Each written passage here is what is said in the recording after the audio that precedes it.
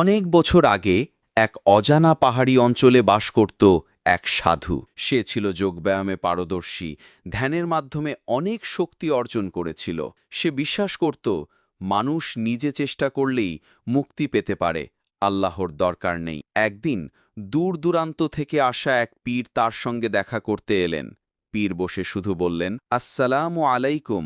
সাধু হেসে বলল, তোমার এই সালাম আমার কিছু করবে না, আমি নিজের সাধনায় পরিপূর্ণ, আমার শক্তি আমার নিজের। পীর মৃদু হেসে জিজ্ঞাসা করলেন, তোমার শক্তি কি কখনো তোমাকে মৃত্যু থেকে বাঁচাতে পারবে? সাধু কিছুটা থমকে গেল। সে বলল, আমি মৃত্যু মানি না, আমি আত্মাকে মুক্ত করেছি। পীর এবার আকাশের দিকে তাকিয়ে বললেন, আল্লাহর ইচ্ছা ছাড়া একটি পাতা নড়ে না, তুমি যদি সত্যিই শক্তিশালী হও এই ঝর্ণাকে থামাও। সাধু চোখ বন্ধ করল, ধ্যান করল, কিন্তু ঝর্ণা চলতেই থাকল। পীর মুচকি হেসে বললেন, তুমি শক্তি অর্জন করেছ, তবে অহংকারে অন্ধ হয়েছ।